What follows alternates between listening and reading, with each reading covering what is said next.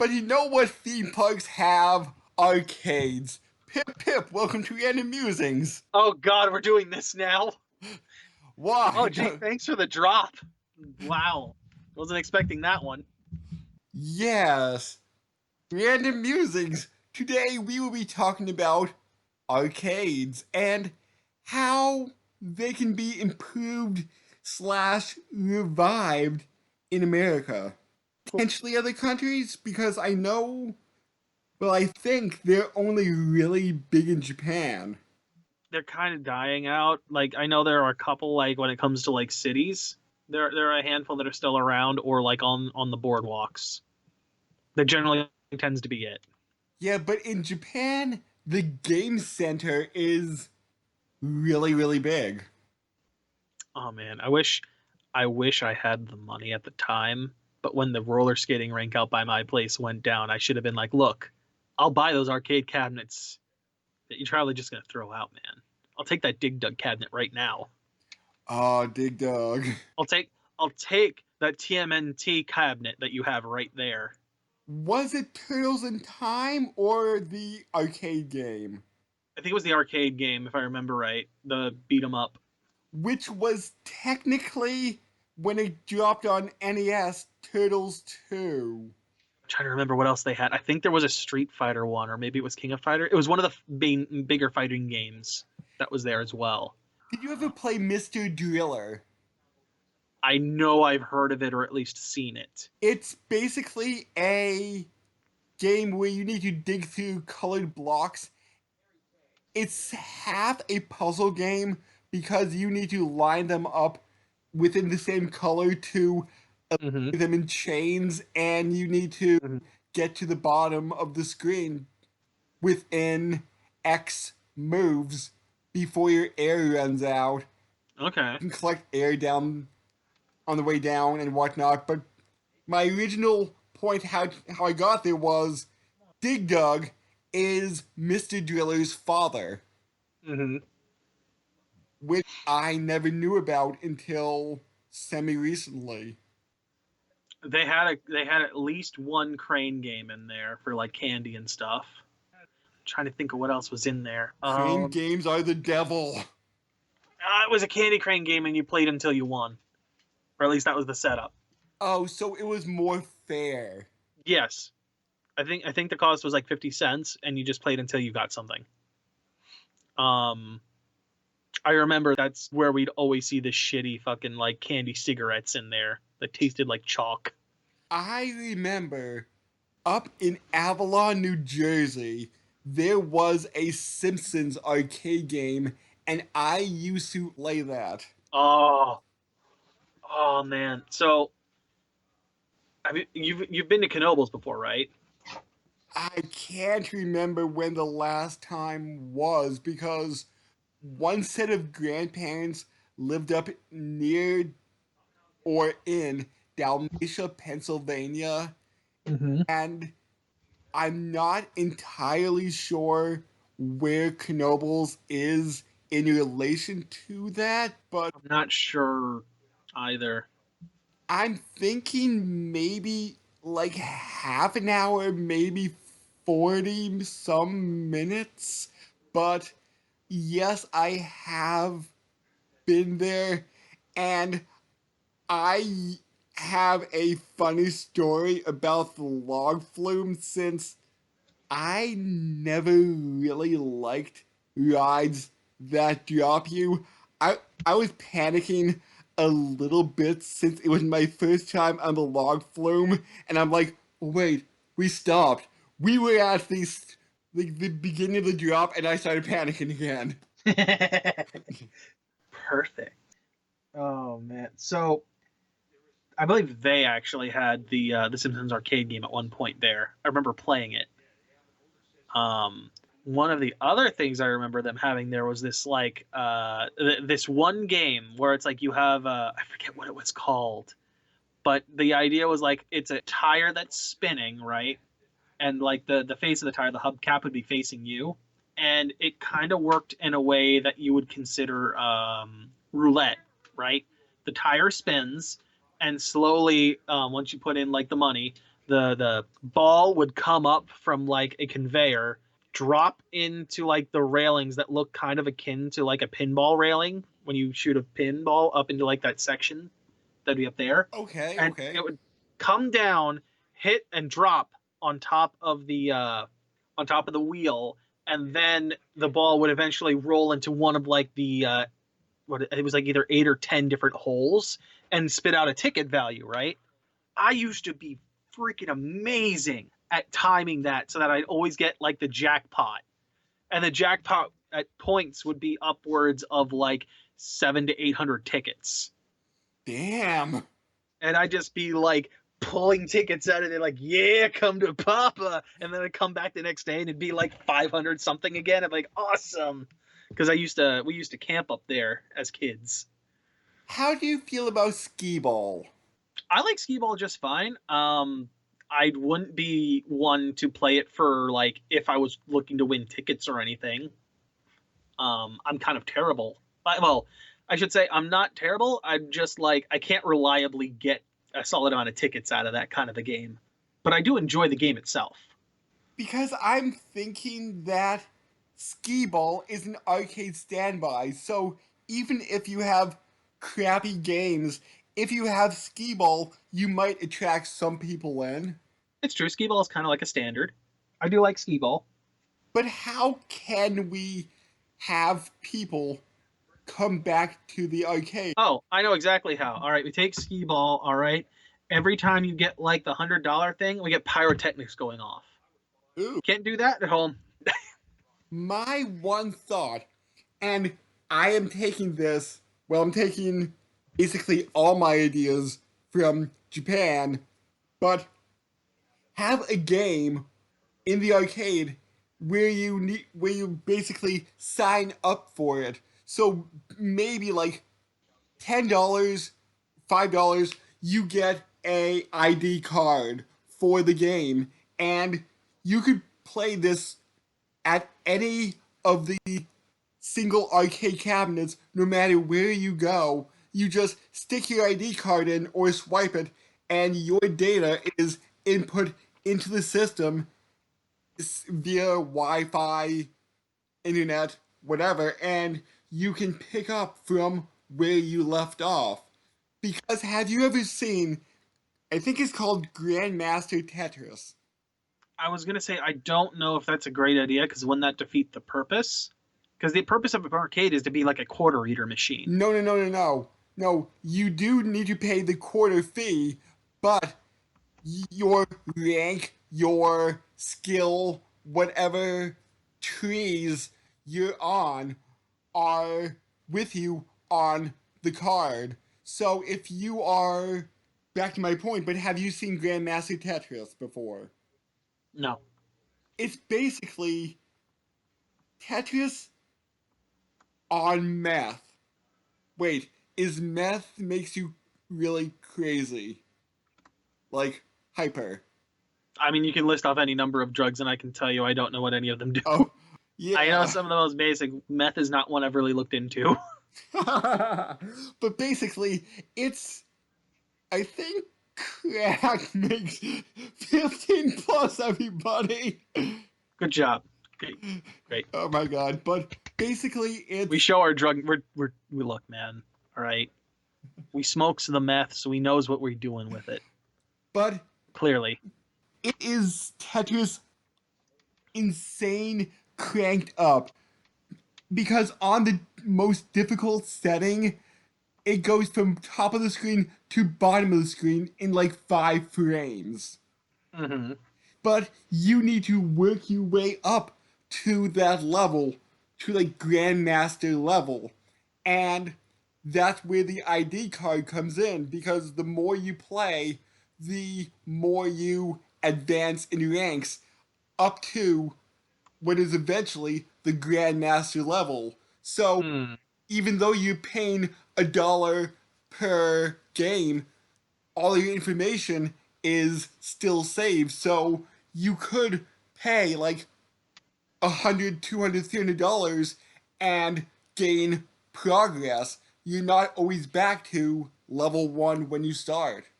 So Why don't we take that to a whole new level then? Oh, and wait, one more thing. I believe Grandmaster 3 came out somewhere between 2011 and 2014, and I believe 9 or 10 people beat the game. That's how insanely hard and challenging it is to even make it to the Grandmaster level.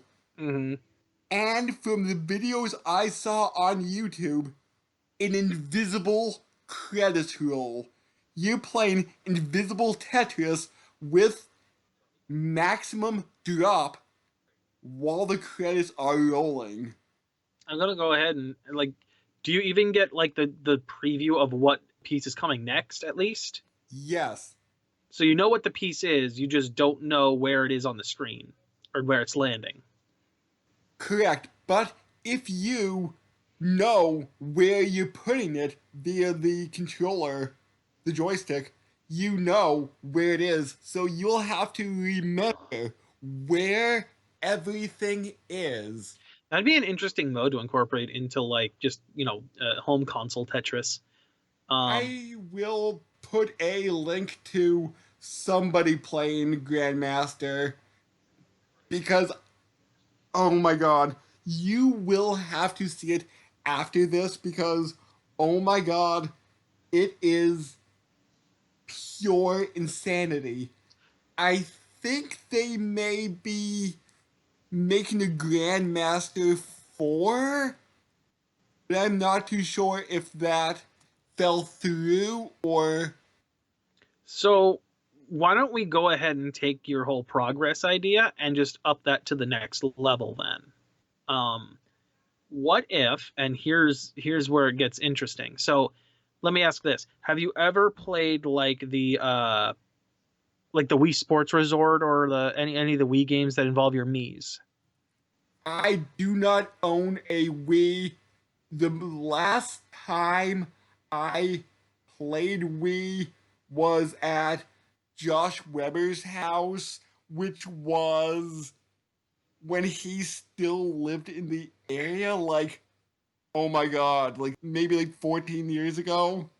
So Wii Sports Resort and like Wii Sports was always a thing where it's like you create your Mii character, right? And then that character is in the game playing the games you're playing. They are your embodiment in there, right? So what if you created an arcade and took the idea of like this card that has your character or your progress on it and make that a character card? It'll keep all of your high scores on it, even if you don't score it on the machine, the top 10 or whatever it would be. Mm-hmm. You keep your own high scores on there. It'll keep track of your personal high scores. It'll also, for whatever games would allow it, or whatever games are developed for this idea, input that character, that avatar into the game, whether that's like as a spectator in the background as you're playing like a fighting game, or they're in the stands as you're playing a racing game, or perhaps they're the ones racing the car. You know, Okay. um, that character is slotted into those places. And again, they'll hold on to all of your personal high scores for each an individual game. You wouldn't Each of the games would obviously charge like the 50 cents or whatever to play the game itself. However, if you would ever want to and here's the part where it would really start hooking you is they would have like the machine that lets you customize the character. That would always be free, but any cosmetic unlocks would come from getting high scores on machines. Oh. So you'd have your base set everywhere, but every time you get a high score on the machine or you beat a personal high score, obviously you could game this if you really wanted to, but if you beat personal bests on machines, like obviously there'd probably be like a bar as a minimum to start doing that. But every time you beat a personal best beyond that, it would unlock a new unlock for that game specific, like from that game cabinet specifically. Okay. Oh, and I just checked. Grandmaster 4 did not come out yet. Grandmaster 3 came out in 2005 with only 12 winners total. So within 15 years, only 12 people beat the game. Huh. So I do like the idea of rank systems where you could track your progress. Mm-hmm. Like you were saying, like personal best with Wii Sports and whatnot. So, yes, I could see that, and then maybe have leaderboards throughout all the arcades. Well, I mean, I would think the leaderboards would be displayed on the machines themselves, right? Like the actual cabinets. Hmm. For like out of everyone, the cabinet itself would have that leaderboard. Kind of like the classic high scores. Yes. Okay, okay. Um, the other thing I was going to mention, because my buddy Tristan and I talked about this at one point, was redeveloping like a different type of arcade machine almost. So there were arcade machines where it's like you sit on one side of a table and the other person sits on the other side, and like it's like a digital game screen in the table that you're playing against each other with, right? What if you would take that to a new level where like it's almost like a box, but like the players have to bend over and like look into the box with the joysticks and the controls on each side. So you'd have a 4-player game. Everyone's looking in at the box, like inside the box, grabbing their controllers and the screens at the bottom of the box. And it's like almost like a space shooter or something where you're like flying through shit to do stuff. Or Mario Party 5 was an arcade game it actually had an arcade cabinet? of Mario Party 5. That's really strange. Hold on, let me see this. I got to see this. Hold on. Mario Party 5 arcade cabinet. What in the heck is it look like? Oh, damn. Huh. Well, no, so that's not what it was. There's Mario Party cabinets, but that's weird. It's not what I would expect. Like, is the idea to line up the arcade cabinets like you do with like say racing game cabinets? I'm not sure. And it's a co-op play like that? I'm also curious how that would work because that would take forever because Mario Party lasts like half an hour at minimum. Maybe it's tweaked for the arcade. Maybe the board is different where it's like race to the finish line essentially rather than go around for how many turns. Yeah. I'm also finding another one that's Mario Party Challenge World, which I have no idea what the fuck this is. It almost looks like there's a phone slotted into it. Huh. That's Oh. what? And speaking about things that may make the arcade game better with supplemental things, there are various games in Japan that employ outside items for you to use in the arcade game. Right, we had talked about something like this for a bit. I think it's called Cardis or Cardass, where you buy cards Nah. and then you put the cards on the arcade cabinet in front of you, and you could use the cards via QR codes or something to attack your opponent in the game. I know there's many Cardis series going on there, so that will pull in collectors too that will be like, oh man, I gotta collect the cards. Oh, I can also use these on an arcade cabinet? Cool, maybe I will. Yeah, that would probably like come into play with the whole character thing. Um yeah, I would say what you need to do with an arcade cabinet or an arcade in general to make it something that people are going to go to, you need to add something that you aren't going to get at home playing a console, right? Like you need to add more to it. Well, for example, a real simple one would be like if you're playing a racing game, for example, you could add like a fan to it that blows air at the player, right? Like you're sitting in the car seat with the pedals and stuff, and they add like an air fan or something that would help like blow your hair and stuff and make you feel like you're still driving the car. Um, or like there could be another point where like, oh man, you're in a rainy stage, so we're just gonna spit like mist water at you a little bit. So it's kind of like a 4D ride then. A little bit, yes. You'd have to add that extra oomph to it to really pry someone away from their couch to bring them in.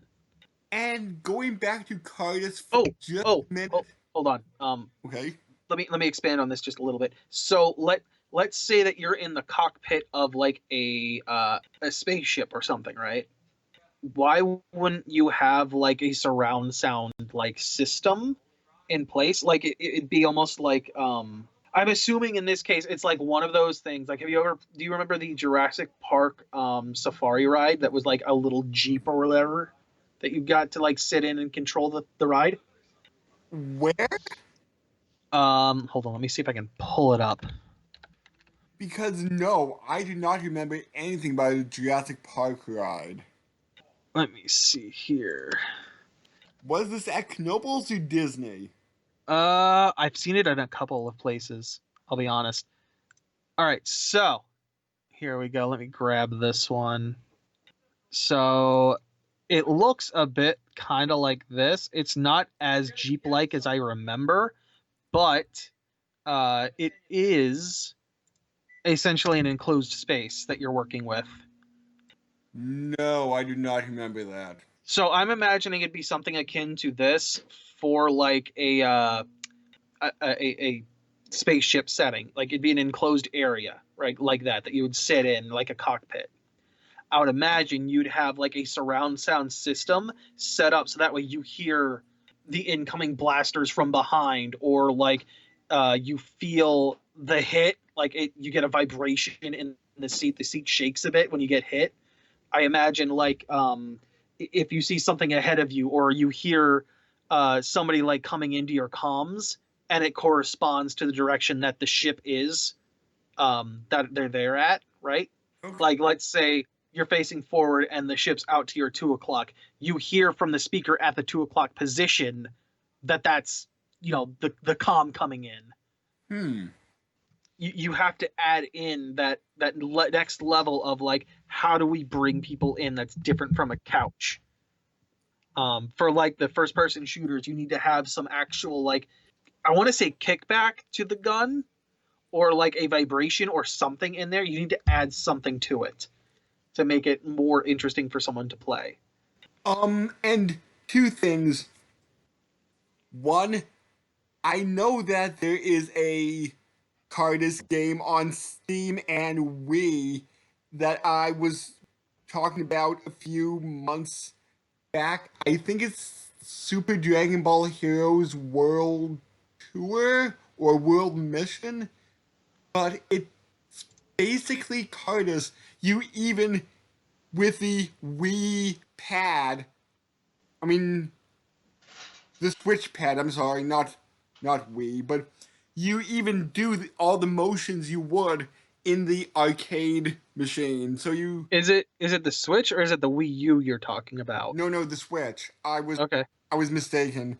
But you like for example, you need to do figure eights for different attacks. You need to make stars. You need to do something for Kamehameha. I forget, but you do all those motions with the switch pad, or in my case, move the mouse in the particular pattern. But my second thing about controllers in the game, did you ever hear of Steel Battalion for the Xbox? I've heard of Steel Battalion. I don't remember if it was specifically for the Xbox. It was, and I'm not too sure the base price of the game because it's probably even more nowadays, but I think that game must have easily been $90 to $100 solely because there was a custom controller for the game. I am looking at it on Wikipedia. It consists of 44 buttons. I mean, sorry, 44 input points, mainly buttons, also two joysticks, a throttle handle, a radio control dial, 5 switches, 3 foot pedals, and an eject button.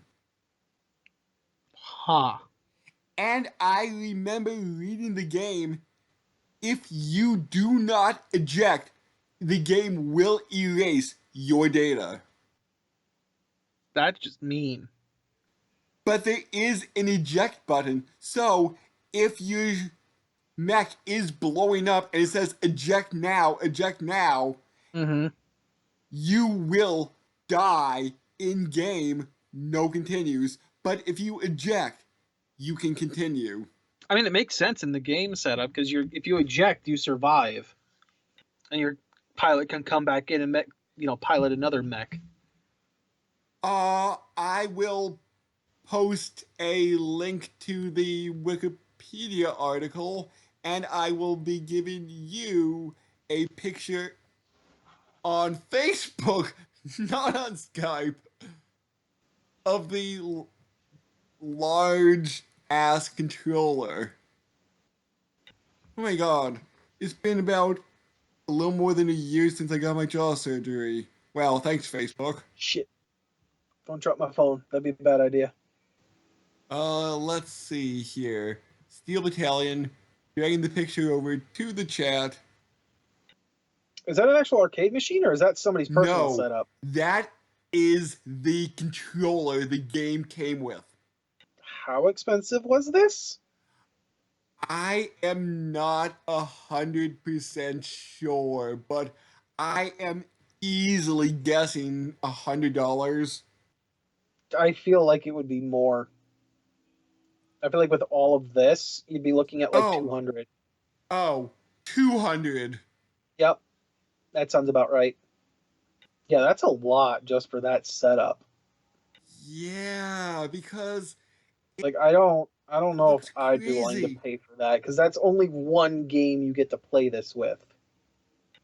But I guess this was a really immersive experience. I mean, I can understand that. I just don't. Yeah, like I said, for a singular game, I don't think it's worth it. Like to pay for personally. This would be way better as an arcade setup. And like I said, with that whole idea of like the card system we had talked about, that'd be an ingenious way of keeping that progress going. Mm-hmm. So long as you eject when you were supposed to. There was also a sequel to Steel Battalion. Uh oh, that may have been online only. Hmm, interesting. And it was made by Capcom, so the game was pretty good. Speaking about arcade, well, not anymore, but going back to arcade games of our youth, did you ever play the X-Men arcade game? I want to say yes. All the memes that come from it? I can't say I've looked at the memes about it. X-Men, welcome to die. You know what? Maybe it was the AVGN episode I'm thinking of. Oh my god. But I always get to like the third or fourth stage and then I would run out of money. Mm-hmm. Although I do remember there was one arcade game I was at, and probably the teenager was going easy on me because I was only 9 or 10 at the time, but Mm-hmm. that was at this time I'm like, oh my god, if I pound every button, it does something. Rather than, oh, if I do this motion, tap it at this time, that's what does it. Welcome to fighting games for almost everyone, other than the people that are really invested in them. Yeah, Mash all the buttons and hope for the best. but now I do know the quote unquote basics of Capcom games, that quarter circle or half circles does something, and if it doesn't do that, it's hold left and right for varying degrees of time and then attack. And Mm-hmm. That's how you do attacks for B type characters. Yeah. I think we've kind of run down like what the basic ideas that we had for this. I don't think there's anything else we could really add. So, unique experiences, ranking systems, and potentially outside sources to boost the revenue of your game. The only thing I don't know if outside sources would work so well here, because Nintendo tried to do that with the amiibos, and that didn't go too well. They were hot for a while, but now they've just kind of nobody wants them outside of like a collector. They stopped putting functionality, I guess, for it into the actual games. But would you say also because, and I'm not too sure how big they are, but amiibos are too clunky. And if you would have something the size of a trading card or potentially a twice the size of a bottle cap that would have a QR code on that you would just scan on the game and then like Didn't they try that at one point though with what was it? There was like a GBA thing that was basically you scan the card and the card is now like part of the game. oh, I remember that. They had that, and I don't remember it ever selling too well. I know in Japan it was a lot bigger. That's probably also because Japan's a lot closer together. Um, the other thing I could point out is like, didn't they do the whole thing where it was like a whole digital game where you would scan like barcodes at one point and you'd get like a monsters out of it? Like I remember seeing commercials for stuff like that, and I can't remember I exactly what it was I called. I think it may have been like something dumb like barcode battlers. It could have been something real dumb like that. But again, I don't remember any of that selling particularly well. Like anytime it's been tried. And even here, Hmm. Nintendo probably had the best shot at it and probably did the best with it, but even then, it kind of just fell by the wayside. What about Skylanders? I mean, those worked, but I don't think like I'm trying to think. The thing was Skylanders. Hmm. Skylanders worked, but I think it was mostly because there were those that were super invested and they made such a wide variety that people just grabbed them. That was probably the most successful version of like toys to games. So I'm not saying that the idea of outside sources like Skylanders, but I'm thinking of more of a toys to game. Well, the only thing I can think of with that being a problem is that that then becomes mandatory to play the game.